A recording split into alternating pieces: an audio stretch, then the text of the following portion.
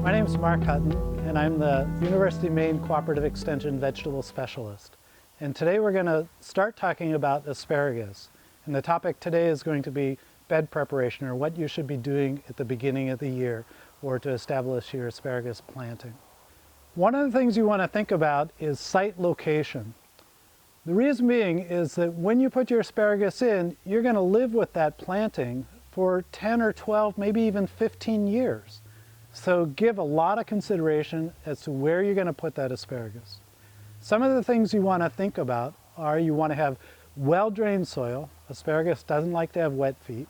You want to be in a spot where there's good air movement, so the ferns will stay dry after a rain, or rapidly dry after a rain. That will help eliminate a lot of foliar diseases.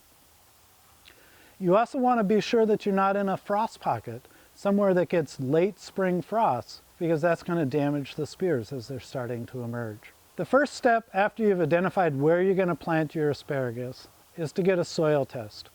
And ideally you would start this 1 year ahead of when you plan to establish your asparagus planting. So get your soil test from University of Maine Cooperative Extension. You can get a soil test kit with the box that the soil goes in and the information sheet, and be sure to mark down that the crop you're going to plant is asparagus.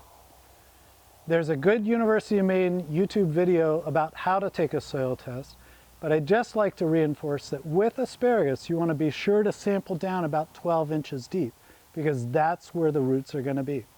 Alright, so we've gotten our soil test results back, we know what we need to add to the soil, and we're going to begin to start preparing the ground for planting. And we're going to do this in the early spring. We're not going to plant until soil temperatures get up to about 50 degrees. If we plant earlier than that, we'll really run the risk of the crowns rotting in the soil while we wait for it to warm up. So we know what we're going to apply, and in this case we're going to apply some compost to the top of the soil just to help add some organic matter. And we've got our compost here. We've got a 5-gallon bucket of compost. And this 5-gallon bucket should cover an area of about 10 by 10 or 100 square feet.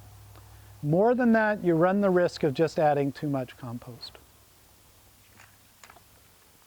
So we've marked off an area of about 10 by 10, and we're just going to scatter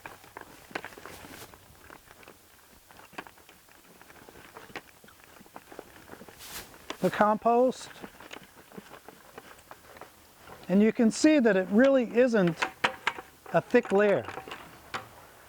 Next, we can add our fertilizer, and when we add our fertilizer that we're going to incorporate into the soil, you'll notice that on the soil test recommendation, it's going to tell you to put about 2/3 of the phosphorus in the soil trench that we plant the asparagus in.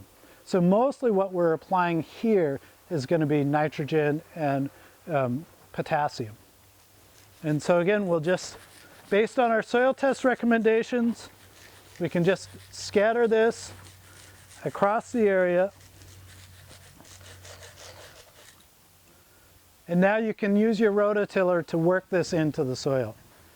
All right, so we've amended our soil. We've applied compost and fertilizer according to our soil test recommendations. We've rototilled it in to the soil, and now we're ready to get set to plant. So we can just take a straight line or a string line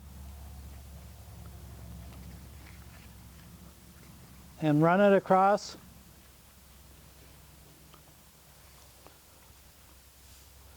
And just to mark out where our row is going to be, just so that we keep it nice and straight. If you're planting multiple rows of asparagus, we want to set the rows about 5 feet apart. That way that will help with air movement and air drainage. We also would like to orient the rows with the prevailing wind, so the wind blows down through the rows and helps to dry the ferns after dews in the morning or after rainstorms. Again, this will help reduce foliar diseases. So what we're talking about here is a more conventional establishing an asparagus bed just like you would in a vegetable garden. You do have another option, and that would be to plant your asparagus in a perennial bed or as a perennial border. And when we're going to do that, you still want a soil test, you still want to amend the soil, and you want to put the phosphorus, or 2/3 of the phosphorus, in the bottom of the planting hole. Because the phosphorus isn't going to move very far through the soil, and that's the only chance you're going to get to put that phosphorus in the root zone.